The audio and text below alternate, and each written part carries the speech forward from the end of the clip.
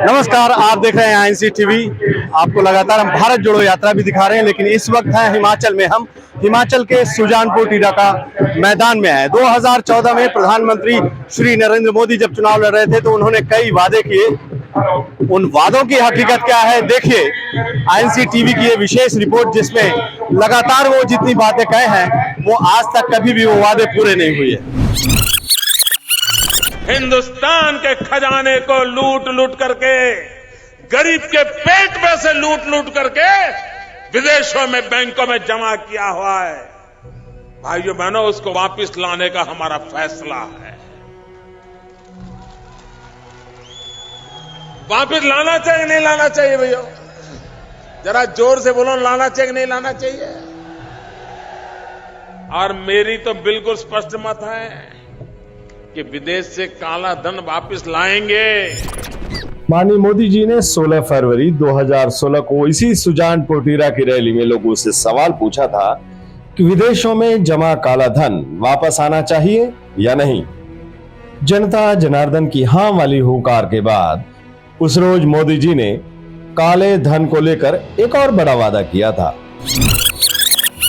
हमारा निर्णय है कि विदेश से जो काला धन वापस लाएंगे उसमें से कुछ परसेंटेज ये जो रेगुलर सैलरी वाले लोग इनकम टैक्स भरते हैं ना, उनको इनाम के रूप में वापस देंगे।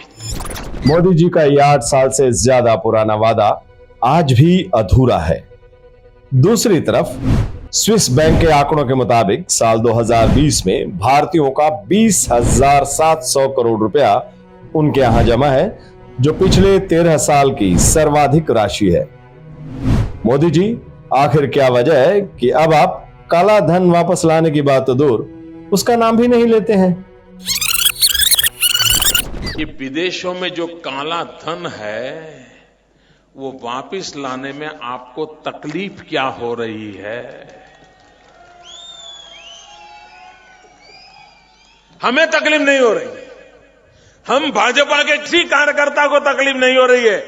आप मुझे बताइए भैया, आपको काला धन वापस लाए तो तकलीफ है कोई? आपको काला धन वापस लाए तो तकलीफ है क्या? आपको काला धन वापस लाए तो तकलीफ है क्या? मोदी जी, आपने तब की कांग्रेस सरकार से 16 फरवरी 2014 को सुजानपुर में पूछा था कि आखिर काला धन वापस लाने में तकलीफ क्या हो रही है। अब जवाब देने की बारी आपकी है कि आखिर आप किस तकलीफ की वजह से काले धन के मुद्दे पर मुंह बंद कर रखे हुए हैं। वो महंगाई के पर एक शब्द बोलने को तैयार नहीं है और देश के सामने ये कहने को तैयार नहीं है। देश के सामने कहने को तैयार नहीं है कि हमने महंगाई हटाने का वादा किया था, लेकिन हम महंगाई हटाने में सफल नहीं हुए। मोदी जी, आपसे आग्रह है कि आप मनमोहन सिंह की सरकार के समय के 10 सालों में देख लीजिए कि खुद प्रधानमंत्री और वित्त मंत्री के अलावा यूपीए सरकार के तमाम दिग्गज कितनी बार महंगाई पर बोले हैं और आप 8 साल में कितनी बार महंगाई पर बोले हैं। ठीक तरीके से एक बार भी नहीं। और आपके राज में महंगाई हिंदुस्तान के हर रिकॉर्ड को ध्वस्त कर चुकी है। आपके राज में पहले साल में 2014 में जो एलपीजी सिलेंडर 410 रुपए में मिलता था, वो आज 1050 रुपए में मिलता है। साल 2014 में जो पेट्रोल 70 रुपए प्रति लीटर मिलता था, वो आज तकरीबन 100 रुपए प्रति लीटर की दर से मिलता है। आपके राज से पहले डीजल 55 रुपए लीटर था, लेकिन आज वो 90 रुपए प्रति लीटर है। आपके राज से पहले सरसों का तेल 90 रुपए प्रति लीटर बिक रहा था, आज वो 200 रुपए प्रति लीटर से बिक रहा है। आपकी गरीब विरोधी नीति की वजह से 8 साल में 1 किलो आटे की कीमत 48%, 1 किलो चावल की कीमत 31%, 1 लीटर दूध की कीमत 40% और 1 किलो नमक की कीमत 35% तक बढ़ गई है। अब आप बस ये बता दीजिए कि महंगाई के मुद्दे पर माफी मांगने की जो मांग आपने साल 2014 में मनमोहन सरकार से की थी, उसे आप खुद कब पूरा कर रहे हैं? देश की जनता हमें क्षमा करे, ये दो शब्द कहने की उनमें ताकत नहीं है भाइयों बहनों। 16 फरवरी 2014 को इसी सुजानपुर टीरा की रैली में माननीय मोदी जी ने हिमाचल के नौजवानों को रोजगार के नाम पर भी कई शब्द बाग दिखाए थे। गौर से सुनिए उनके वो फर्जी वादे।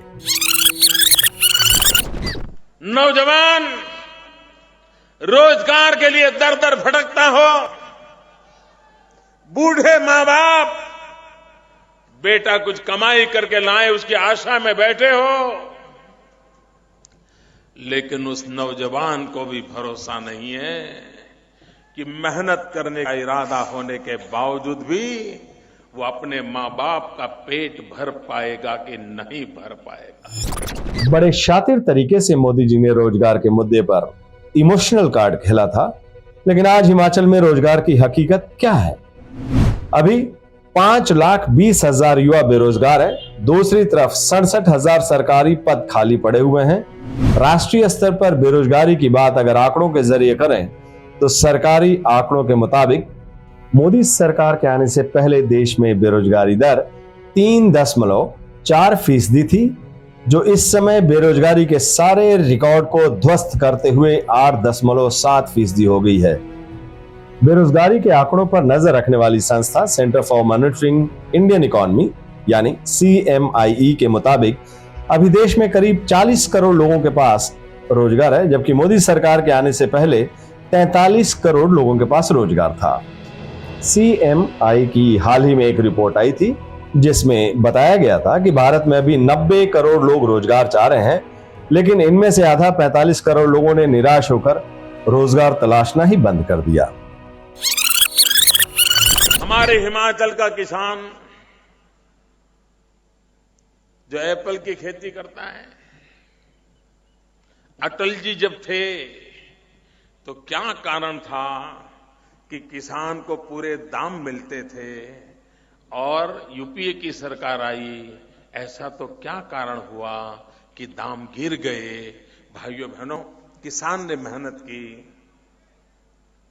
एप्पल पैदा किए, देश में एप्पल की जरूरत है, लेकिन आपने ऐसी नीतियां क्या बनाई कि जिसके कारण विदेशों से तो एप्पल आता है, लेकिन मेरे हिमाचल के किसान को पूरे दाम नहीं मिलते हैं। ये आपके नीतियों का परिणाम है कि पहाड़ों में जिंदगी गुजारने वाला मेरा किसान परेशान है।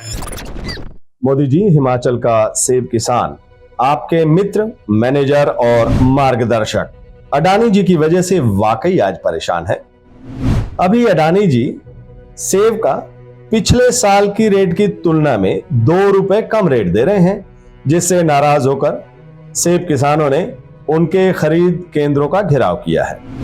जुमलेबाजी से मौका मिले तो थोड़ा जमीन पर उतरकर सेब किसानों से मिल लीजिएगा और लगे हाथों इस सवाल का जवाब भी दे दीजिएगा कि कांग्रेस सरकार के समय बागवानी विकास परियोजना के लिए 1134 करोड़ रुपए की जो राशि आवंटित हुई थी, वो राशि आज कहां है और अब तक सेब किसानों को क्यों नहीं मिली है?